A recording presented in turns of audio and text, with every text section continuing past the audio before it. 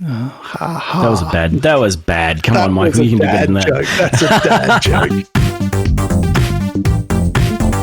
You're listening to the Nerds Out of Order podcast, Nerd News, with Michael Lobb and David Camus.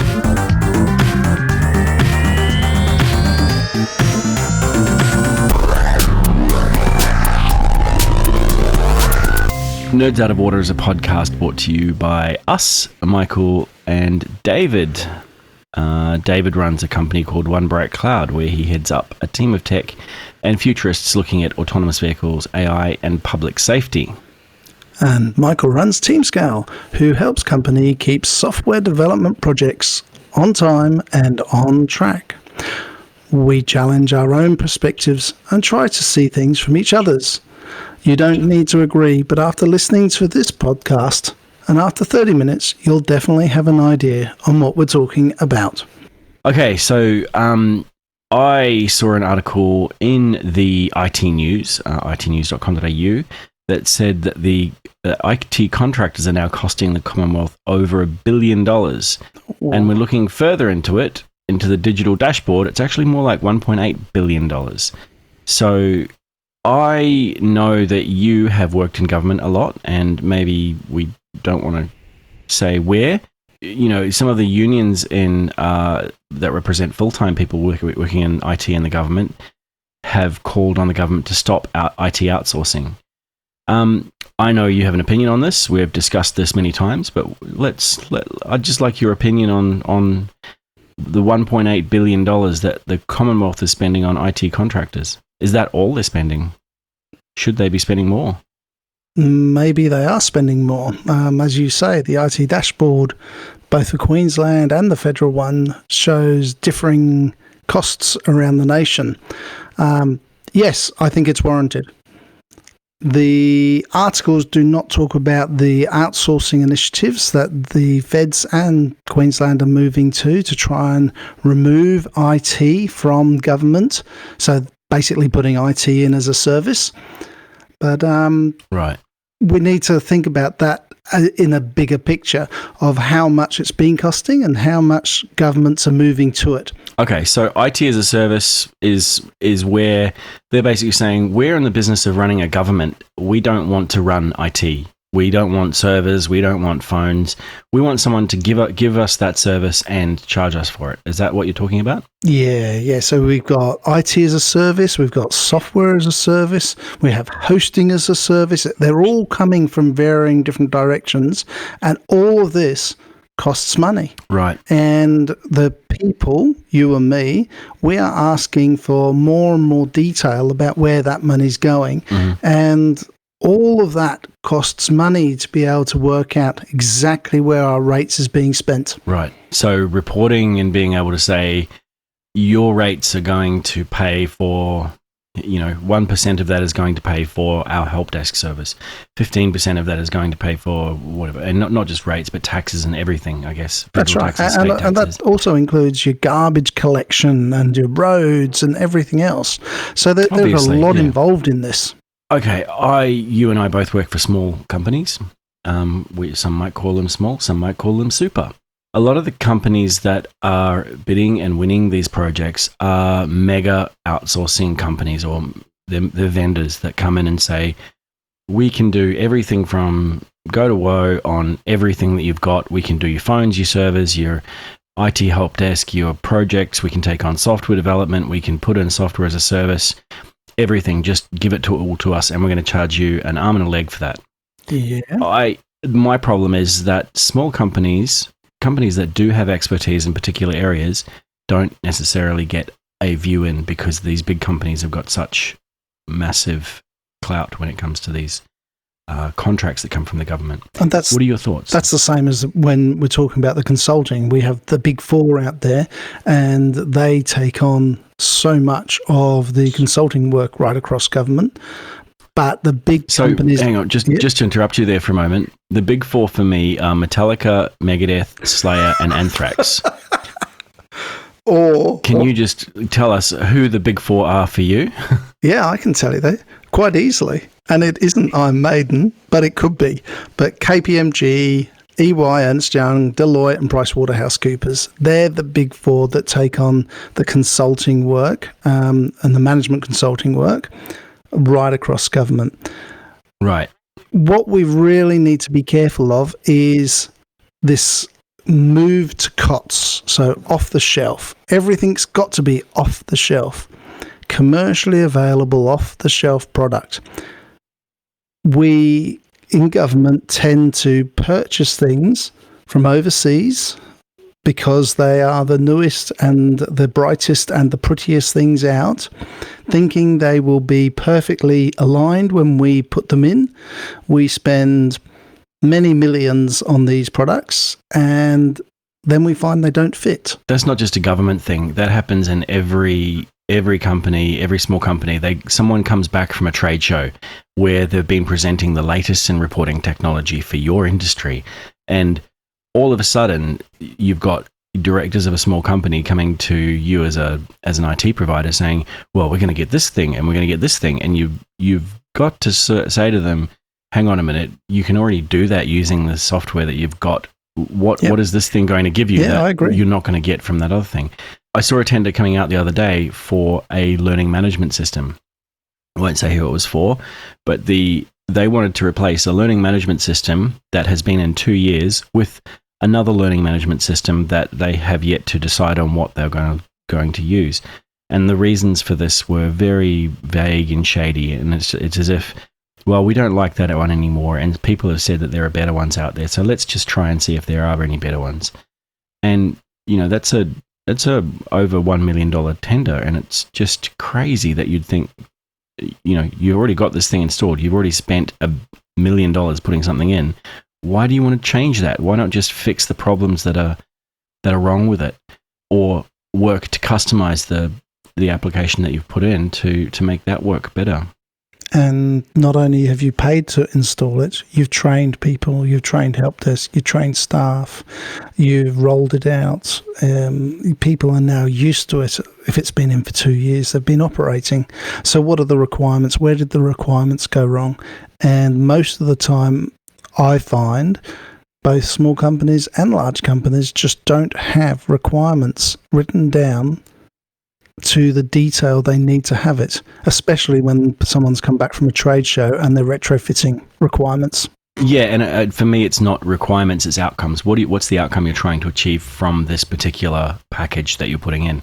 The outcome is, I want to be able to teach my staff how to use a particular particular methodology using online training, and where we get to is, we don't have the HTML editor that's producing the correct level of HTML compliant code, and it just drives me senselessly nuts. So going back to your original question, the cost is over $1 billion a year. Is it warranted? In my opinion, you are getting specialty expertise in to do specific pieces of work, whether it be in the military, health, education, transport.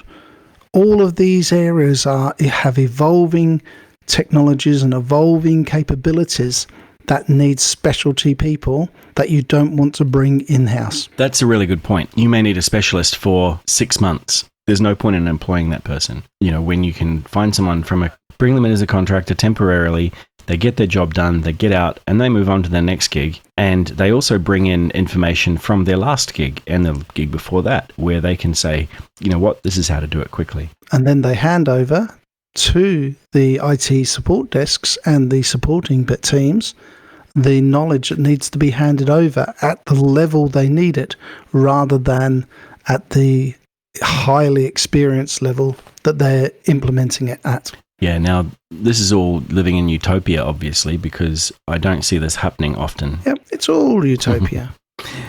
Yep. Okay, we're talking about IT and bringing in new technologies. Victoria, they're just about to bring in AI into their emergency call centres to detect whether you're having a heart attack. So this is a piece of listening software that listens to your voice, listens to the words you're using to determine whether you're having a heart attack or not. So I call 000. Let's say I call 000. I'm on the phone and I'm unable to say some words. I'm unable to articulate what's happening, but the AI is going, I've heard this before, and at that particular point in time, this person was having a heart attack. This is probably more likely to be a heart attack than another call. So therefore, we should mark this, put a marker on this call to say that this could potentially be a heart attack. Is that what's happening? That's right. So you dial 000 or maybe 131 Health, one of those helplines, and you say a number of words and your voice is sounding a particular way, and the distress is then picked up by the AI and it highlights it as a category 1, and an ambulance is sent out, lights and sirens, rather than going through the whole mental health issue. Are you okay? How's it going? And they can get an ambulance out to someone who's possibly having a heart attack quicker than before. Right. Brilliant. I've got absolutely no problems with that. That's amazing. This is AI being introduced into 000, into the call centres, that will cost an enormous amount of money to deliver. Yeah. $1.36 million. Wow. Okay. Yep. But, hey, how much do you put on a life? Very hard one, that one. It's a very hard one. Over time, this could actually save a lot of lives, given that, when someone's having a heart attack, they may not be able to actually articulate what's happening to them using words that a trained emergency worker would be able to have a good understanding of what sorts of things are happening, but this could just give us the extra edge and save it 1 or 2 more lives per year from cardiac arrest. Because I don't know if you knew this, but I was watching this infographic the other day that shows everything from shark attacks through to cardiac arrest, including cancers and all sorts of things that you could be killed by. And cardiac arrest makes up more than half of the deaths that occur. It was. Yep, I would agree with that. Beyond comprehension how many people die from heart attacks every year. And I, for one, have had 3 suspect heart attacks, and one of those I didn't dial 000 because I didn't think it was a heart attack. I dialed 13 Health, and they worked out over the phone using the question and answer papers they have that it was a heart attack. Oh my God. And a big shout out though right now to the people who are developing this. This is this AI is being developed by Monash University and Ambulance Victoria, and I fully support it. Yeah, so when are the other states going to put it in? Obviously there's going to be some sort of level of research in this, and once this is in Victoria, then it could be rolled out to other states and other territories around the world, so pretty important. You won't believe what they've done here, but I want to talk about clickbait. Clickbait? Yeah, so clickbait is where they give you some sort of line or image or something like that says, you won't believe what this celebrity said when the cameras were off. And the idea is to bait you into clicking that ad. And when you get there, it's just an ad for, whatever, some sort of pill that enhances performance or, cryptocurrency or something like that.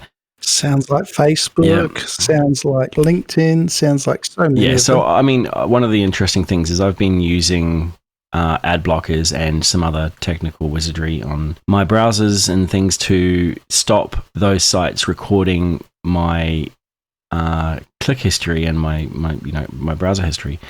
The interesting thing is how my Facebook feed has changed since I've been doing that. So I used to get very highly targeted ads telling me that only men who are born in December should buy this T-shirt, and that T-shirt happens to have a picture of an amazing guitar with Legend Michael printed on it. So that to me is hugely targeted. They know my name's Michael. They know when I was born. They know that I'm played guitar in bands before. And since I've been using these ad blockers and things, it's been really heavily replaced with very poorly worded clickbait that is not relevant at all. And now I feel as if I'm seeing the lowest of the low when it comes to ads, because they're just going, well, we don't know what to advertise to this guy, so give him something that he's going to click on. Anything. Well, first of all, I'm surprised that you get the same T-shirt ads that I get. But hopefully you'll okay. say David. They do say David. So what are you using to block these? What ad blockers are you using? I'm using a combination of Brave. I'm using an ad blocker built into my VPN that I use. I'm also using an ad blocker that is in Chrome, and I've tried a few of them, so I don't know which one I'm using at the moment, but I tried different ones to see how they work. It was kind of an experiment to see how the advertising would change. And it has. It really has changed. So I think for the next month, I'm going to stop using those ad blockers. I'm going to see how the ads start targeting me again. But I'm interested. Do you see these highly targeted ads, and do other people in your family see these? Yep, I see them quite definitely, and I'm not one to hit on these the buttons that say, "Look what this person has done now. Look how they've gone," and et cetera, you won't et cetera. believe. Yeah, I probably wouldn't. I probably Look wouldn't at what believe the it. economy has done now. But I don't click on it, but I still get these ads. Why don't you click on it? Because does that mean I've clicked on one? I've seen people that that are just compelled to click on these things. Wow, do you see what Chris Hemsworth's advertising at the moment? And he's not. He's just being photoshopped. I don't know. I think that it's the lowest form of advertising, and I think that people who do this should be ashamed. But this is how Facebook advertise. That's my belief. This is what Facebook advertising is all Facebook about. don't advertise. People advertise on Facebook. Very well said. This is how people advertise on Facebook. Yeah. So I just want to read some clickbait that I've seen. This guy went to hug an elephant. What happens next will blow your mind. Number 2. These facts about childbirth will change the way you look at life forever. Number 3. What this little kid can do with a bongo drum will make you sob uncontrollably until you burst. Now, I personally wouldn't click on any of those, but, you might. You probably won't. But there are people who will click on them, and they must click on them because they're pushing them more and more.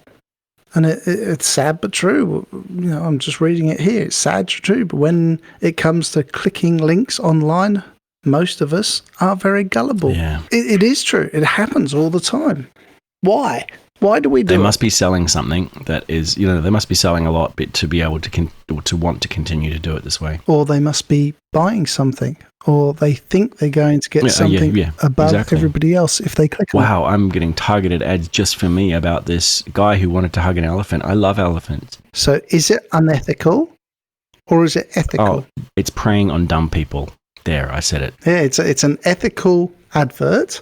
It's not. It's got nothing to do with. It's got nothing to do with anything. It has an unethical comment. Yeah, it's an unethical headline that points to an ad for a dodgy product that you wouldn't even buy on as seen on TV show. So with Instagram moving across and being purchased up, and it's coming more and more like Facebook every day, are these appearing on Instagram? For me, you do Instagram, don't you? I'm finding that the ads on Instagram are far too similar to posts on Instagram. I can't tell the difference sometimes, and sometimes I'll go to double click to say I like this, and it's actually an ad, and that to me that's wasting my time because I've got to go back and I've got to do all this stuff, and I just find it frustrating. I'm okay for ads if they're meaningful and if they are suited to me, but I don't want this bullshit that comes out of trying to sell crap that they get from, I don't even know where they get it from.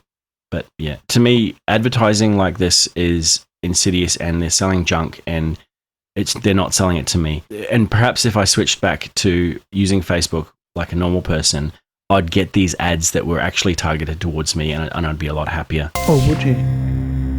All right, so I want to talk about something that happened to me this week. This is something that happens to small companies and large companies and probably in government as well.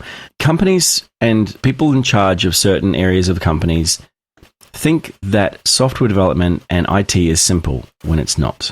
They underestimate the complexity of something. Now, I had a friend, I won't call him out on this, but he asked a designer for a new theme for his website. And the designer, went away and took down his website and reapplied another theme. And during the process, removed all of his, in fact, his entire website. It's not back up yet, and it's been a week. Ouch. So I find that a mistake that people make in business is they often underestimate the impact or the complexity of a task that they think is very simple, and they ask people within their company to do that thing. The people within that company who are doing that thing don't feel as if they have the authority to stick their hand up and go, are you sure you want that? Because that's not what I understood. So what I've done is put together a checklist of things that business people should ask before they start someone doing some IT project, whether that's installing new phones, changing their website, putting some new software in, or whatever. And I'm interested in your feedback on this, David. So the first thing they should do is just understand what's involved in this change. So they can go to a whiteboard, list out the steps, and what that does is it forces you to think about the steps that are involved in doing this change. So in this case, by my friend asking his developer or his designer, what's involved in this? They might have actually thought about this in detail and gone, well, you know what, we probably should be doing this in a development environment first before we actually push it out to live. Now, that's a good idea. Yeah, I mean, the second thing that they should do is think, what's the absolute worst that could happen? And what's the impact of that?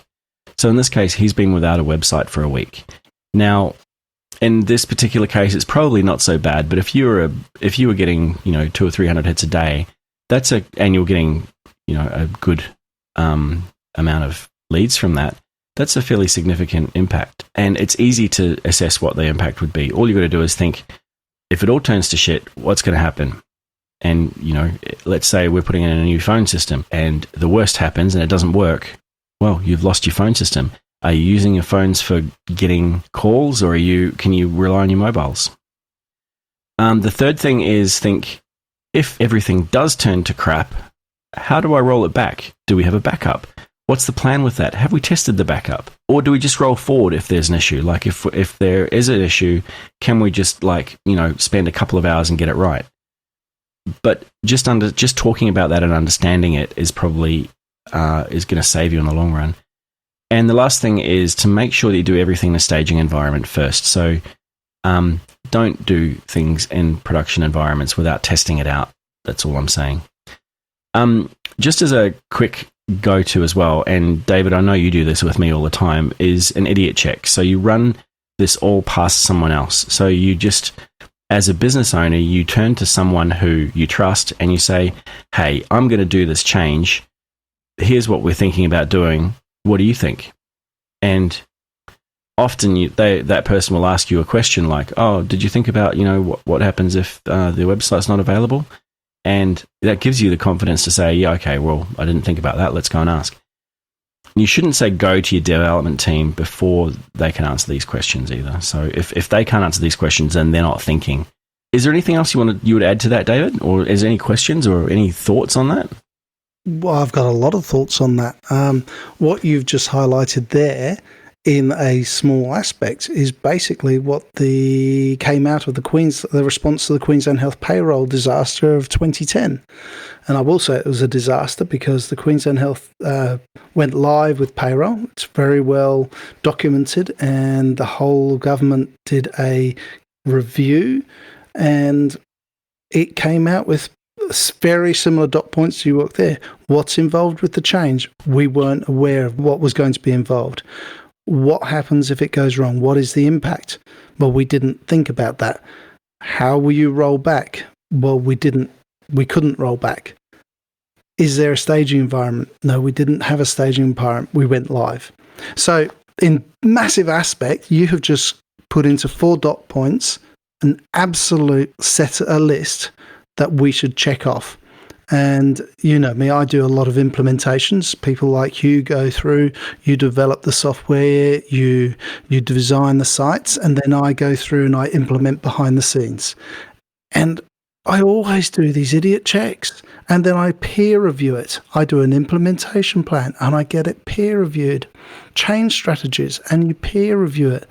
And it doesn't matter how small the site or the application may be, it'll be just as important to that company as it would be to a large company, as it would be to a government agency. So what you're saying is I can send my bill to the whole of government for these 4 dot points?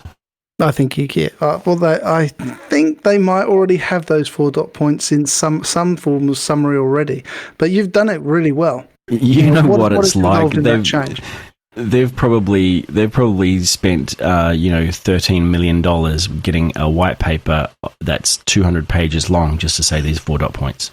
Probably nearer $1 billion, because that was the cost of IT this year. With small business, you don't have money to waste. So this is, that's right. You just don't have money to waste. And that comes back, do I really need a backup?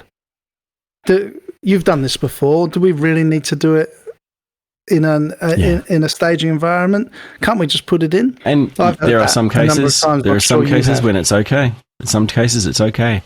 Yeah, no problems. We've got a backup, so we won't worry about the staging environment. If it all fails, we'll just restore the backup. We don't need that staging environment. Or the opposite. Oh, you know what? We've got a staging environment, so we won't bother backing up production. We're just going to switch the domain over to the new environment, and if all else fails, we'll just switch the domain back. There are ways you can get around it, but thinking about these things is so critical to small business and large business. And I know that I've sent you customers, and we've both walked away shaking our heads, going, "They have no idea what is involved in this."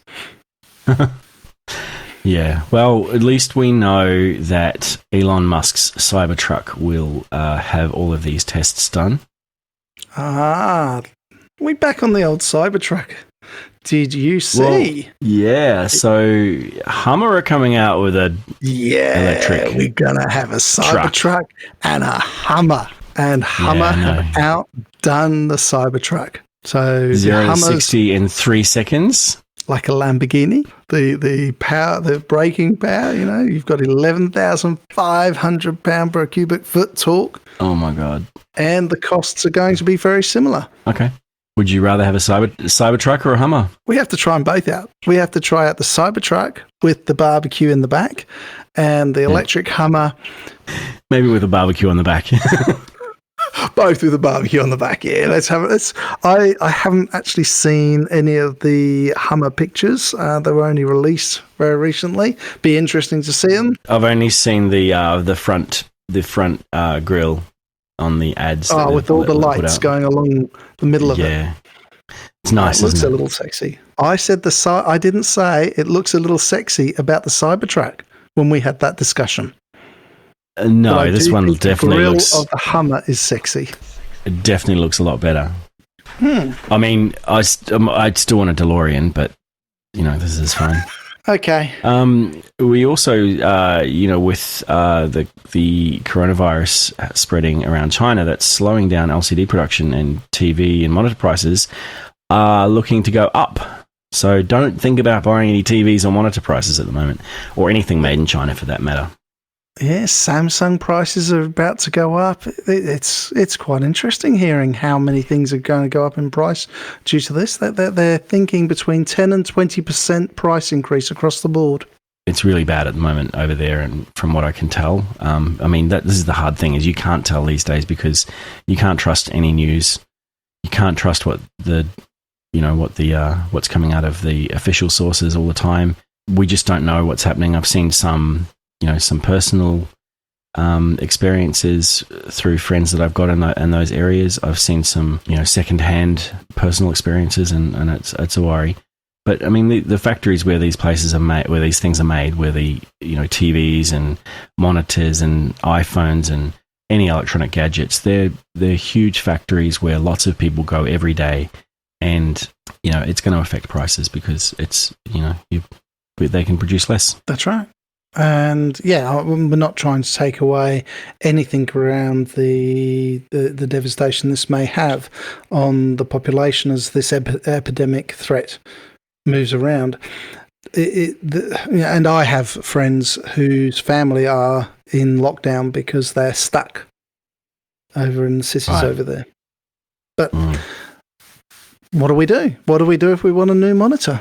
What's going to happen to our phones? What's going to happen to all sorts of things? I think that's a really good word. Want. Do we want them or do we need them? If you want a new monitor or you want a new phone, postpone it for a little while. If you need a new phone for one reason or another, or if you need a new monitor for one reason or another, think about how whether that is a want or a need. And that should go for all the time, anytime, for anything. It is indeed. It is. And listen to me being all utopian. This is very much unlike you. And just for that, what did you do to me? I am a Chrome user. I don't like Internet Explorer. Last week you told me about Edge Chromium, so I said I'd try it. And now I have downloaded it on my laptop, on my home PC, and I'm only using it. And suddenly your fans are not spinning as much. I know. And of course, the only one thing that seemed to have a problem was our podcast today, which needed podcasting Chrome. Software. Yeah, our podcast software did not like Chromium for some reason. I'm not quite sure. We'll have to work through that one. I'm sure they'll catch up. But I'm enjoying it. I'm actually enjoying it. It's fast. It's using very small amounts of memory, which is what you said. And comparing with Chrome, I am very happy with it. There's always been the big Apple, Microsoft, Google. What's the fourth one in that? There must be a fourth one. Facebook, I guess. You've got to have the big four: Microsoft, Google, Facebook, and I guess Amazon Web Services as well. So anyway. We could go on and on here. I'm going to stick to Metallica, Megadeth, Slayer, and Anthrax. And with that, I thank you very much for listening. Please subscribe. Please rate us, and I can't remember what else to say. And we'll see you next time. Please leave some feedback for us if you see us on one of your podcasting tools, and we'll make sure to respond. Thank you very much for listening. Goodbye. Thank you. Bye-bye, Michael. Bye, David.